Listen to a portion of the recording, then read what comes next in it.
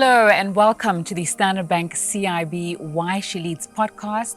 My name is Nzinga Kunda and I'm so pleased to be hosting a series of conversations with some of the most inspiring women deal makers. These women that we're speaking to have the most inspiring and fresh new ways of thinking, and they're changing the face of banking and opening a path for the people that are coming after them.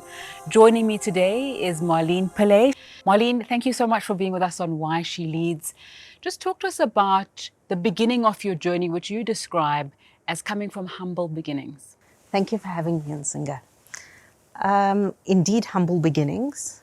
So I grew up in the south of Durban in a township called Shellcross, right next to Chatsworth, actually.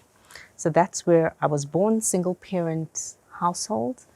We were not well off, but certainly I think what you lacked in finances, you certainly made up for in terms of love and support and inspiration from my mum in particular. So I started there, but always had a burning ambition, I guess, to do better. As I think about my career and how I've gotten here, it's been around wanting to be better, which is really, I think, the mantra of my mum, that we can always do better or be better, irrespective of your station. And when I was quite young, around 14, I applied. I realized I wanted to study. I wanted to do more. I didn't know what it was. I didn't know what investment banking was. But I knew I wanted to do something different. I was quite fascinated by just learning. I'm a lifelong learner. And I applied for a series of bursaries and scholarships because I really wanted to go to a private school. It wasn't possible at the time. And I was fortunate enough to win an academic scholarship at that point to study at one of the most prestigious international boarding schools in Italy. And I spent the next 4 years of my life doing an international baccalaureate during a time when I think no one knew what an international baccalaureate was. And so that beginning part of your life showed you that with hard work, with ambition, and with a little bit of help, you get further than where you are. I think absolutely. It builds grit that the person you always need to rely on is you. Everyone else supports and enables the you. You know, we all say, well, this might be impossible, this might be so difficult. But if you do nothing, of course it is. But I think if you put effort behind where you really want to get to the end game, you need to be very clear about where you want to get to. And when you're able to do that, I think you can achieve whatever you want to achieve. And I think, I always say this, it's not about whether you get to the goal, whether you've achieved it. It's all the things you've done to try and get there. And help from people who see more than your circumstances in you and who see that you work hard. Yes. And, you know, I think it's so much about attitude and a positive attitude, a positive posture. Because I think when people see that, it also attracts the right people and the right kind of support that you're going to need to progress your career. But always be very mindful that you should align yourself with like-minded individuals who are going to also help you become more, and you're going to help them become more. It's a two-way street. I'd like us to listen to someone who's been part of your journey and what they have to say about you. Martin Baumgartner. Marlene is an inspiration. On top of all the usual leadership stuff about drive and excellence and delivering results that I could go on and on about, I'll simply add that she is the only person that I've worked with that has gone into a very difficult situation involving a client debt default in a country that she is not familiar with, who returned not only with a credible solution contracted, but also a marriage proposal. She is client-centric in a way that is very effective in delivering excellent outcomes and value for our bank. Marlene knows exactly where she's going and what she wants in her work and family life, and that more than anything provides a strong foundation to her past and future success. Thank you, Marlene. Privileged to work with you. Oh, that's lovely. How do you do it? Yeah. I mean, the marriage proposal aside, we'll get to that a bit later. I'll tell you about that later. Yeah. Yeah. Those are such kind words from Martin. Martin is actually such an incredible individual. I've just learned so much from him about influence. I'm not someone who believes you can have it all. Time is scarce. You need to make choices. You choose what you want, and you need to enable everything else about your life around it. So if you've chosen that I want a career, and actually I don't want a mediocre career, I really want to give this the best shot possible, you then need to make that choice, and then you need to enable everything else to fit around what you need to do. And you need to do it without guilt, because if you don't do that, I think we all have that nagging voice that says I should be doing more of something else. But I think trying to do both home and work at 1,000% means you'll be mediocre at everything. So make a choice, live by it. And I'm a very, very big believer. Don't sweat the small stuff. Outsource what you can and take care of the big stuff. That's so important, what you're saying about prioritizing, having a goal, and then going for it. But the environment that you're in also plays a large role. So maybe you could give us insight into specifically how at CIB you've been empowered or given the space to be able to make those kind of decisions and succeed to get to where you are. So I think within our CIB franchise and within investment banking specifically, we have very inspired leaders. And I don't say that lightly, because all of your leaders, male, female alike, are very much about accountability and giving you the relevant responsibility that goes with that accountability, which means you have lots of space if you are willing to go that extra mile and really do better with every task you get. You know who those individuals are.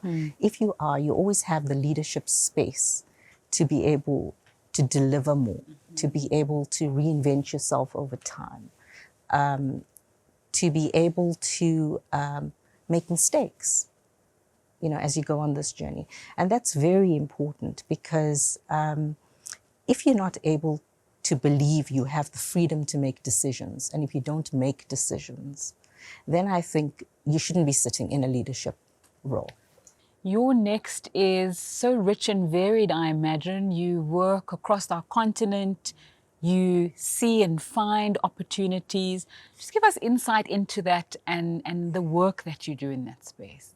So I started my first foray onto the continent when I worked in mining.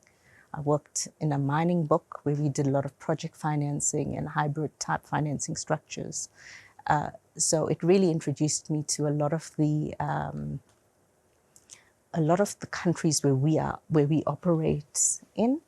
And I got the bug. I had realized after that first travel, which was so interesting and exciting, that actually this is where I want to be. That I cannot have a career that is based in just a single market. I want to work across them, because they're all so diverse and they bring a lot of, there's a lot of differences, both in terms of culture, the people you deal with, how you deal with it. It's the most interesting thing, just the psychology of how you would negotiate a deal in a different market.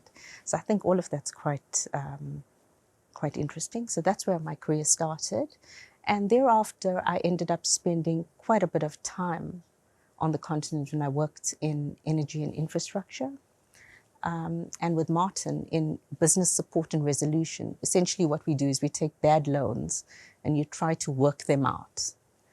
And, as Martin was saying, I'd spent, at the time I joined, he said, well, I think East Africa needs to be where you need to go. And I ended up going into East Africa and working out projects there. So the love for the continent has evolved over time.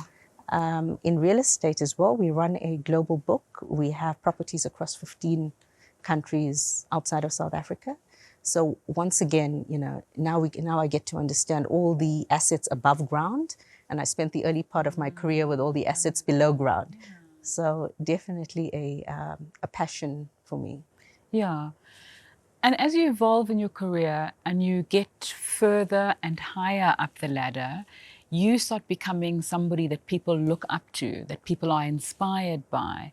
And I'm assuming that you make sure that you're clearing the path and you're mentoring young women or younger people in order to do what you do later.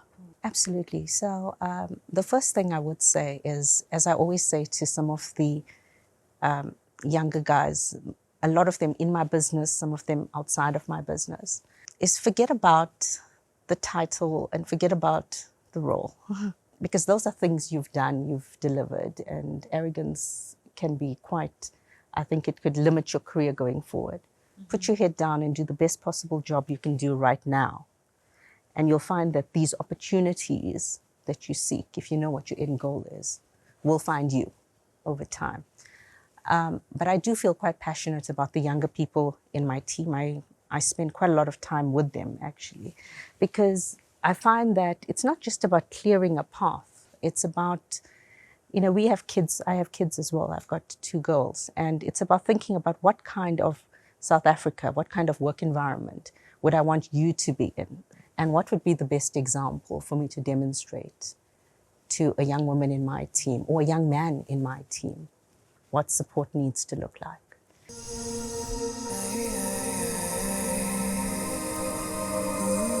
So there's someone who feels that you are that to them, and they've written a letter. Rense Tembo says, firstly, let me start by congratulating you for this honor. Being part of this podcast series means you are being seen and, importantly, being recognized for the value that you bring to the bank. On a personal front, mine is to thank you for having given me the opportunity to join this amazing institution. The decision to make me a part of the team you were forming then has resulted in me finding what may very well be my forever home. You've always been the consummate professional, someone who takes pride in her work and encourages those around her to do the same. Your way of thinking, attention to detail, and your work ethic remain your superpower, and I'm glad to have experienced these firsthand. I went through one of my toughest personal challenges with my husband being quite sick, and your kindness and grace will forever be something I'm most thankful for from that time. Take a bow, you have done and continue to be one of the best bankers I've ever come across. Most sincerely, Rense. She's going to make me cry. Yeah. Yeah. So Rense is an amazing individual. She had some great project financing skills, but needed to just augment more of her debt skills across the bank. And she's now done fabulously. She's now an executive at the bank, doing really well in the same role in mining, energy, and infrastructure, and remains one of the people that, will reach out every so often and we'll find time to connect. Is that, I'm assuming that's very rewarding to get the kind of feedback that says, I looked up to you, you were so kind to me, you were so gracious, because you can be powerful and strong, but to be a safe space for somebody in a work environment is really an incredible thing. Is that one of the most rewarding things, or is there other rewarding things besides the money? That's an outcome. It's not the objective. It's never the objective. If it's the objective, I don't think you're going to enjoy everything in between. And I say this because it was a journey for me as well. Because early in your career, when you're so ambitious and you're trying to get ahead, and you sometimes forget that you need to learn how to be kind to yourself, to be kind to others. And I think for me, that was probably one of the biggest takeaways. And when I was able to do that was when it became really rewarding to start mentoring and really helping others on their journey. Yeah. You're speaking about being kind to yourself. How do you do that outside of work and in your workspace as well? You need to make space for the things you need to do. Only you know how much is enough. You know your limits. So you cannot push yourself to the point of burnout, because it's never going to be helpful for everything else in your life. So the one thing I'm always mindful of is I know when enough is enough.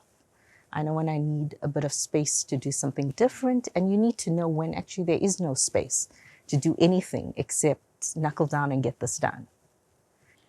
What happens when it's not, you need to knuckle down and you don't have that in you, and you're tired and you can't be like, oh no, I need to take a nap or be kind. You just need to carry on. How do you do that? you just do it. I think it's just practice. When you have to do it, you have to do it. And I think that's important because I think this career, and especially for a lot of the women in this career, you need to build that resilience because you need to be able to almost compartmentalize things to get what you need done before you move on to the next, without being overwhelmed and without being anxious. Yeah. What's a lesson that you can share with someone watching that you wish someone had told you at the beginning or early stages of your career? It actually would have been exactly that, be kind to myself. Because my biggest critic, I think, early in my career was always myself. When I say be kind to yourself, it means stop sweating the small stuff. Focus on what's important and make sure you are always whole in terms of how you deliver it. When I first moved to Standard Bank, I reported to an individual, David Rennick, and one of the things I learned from him is nothing can be so serious that you cannot afford to fail and do it right the next time, or you cannot afford to make a mistake and fix it. Yeah, when you're speaking about taking the anxiousness out of your day, being kind to yourself, making sure that you've got the right space to do things. That's not a picture that I have from far off investment banking. It just seems like a very hardcore thing, a very difficult thing. How do you balance that, and how do you say I'm an investment banker, but I think about things like this? I think about kindness. I think about grace. I am a gracious and kind person. There might be a point where kindness goes out the window because there's something that's just huge and then it just has to happen. But there's other things where you need, and I'm not talking about, we mustn't misconstrue what we mean by being kind to ourselves, because being kind to ourselves is just something very basic we should all do. And again, kindness has its limits, right? I'm not saying this is like... Not free for all. Yes, yes. Yeah. Yeah. But there has to be an awareness of the fact that you cannot go through life with a great sense of arrogance all the time. There has to be some understanding of what others are going through. And I think if you have a team and if you don't do that, that could be a recipe for disaster. What's a lesson that you hope that your daughters watching you and watching your career, and maybe moms who are watching this, who have similar ambitions to you, can learn from you? I think it's important that you teach all your kids, but your daughters, to be independent early on. And when I say independent, I mean, I think and again, it's just my opinion, mums might have different opinions. I think it's important that you give your kids sufficient optionality over time so that they are also busy. They have their own things to do. You can't be everything to them for a short period of time and suddenly take that away. So I, for example, will not take my kids to school every day. It's not possible. But I will take them occasionally when I can. And that's normalized. No one's going to say, oh, well, all the other parents bring it, because it's... So yes, and also time is precious. So when we spend it together, let's spend it on things we really want to do together. Marlene Pillay, thank you so much for your time on Why She Leads. It's been so interesting speaking to you and really learning about the importance of prioritizing, getting ahead, and the way to think in a high-pressured career. Really, really appreciate your time. Thank you. Thank you so much for having me.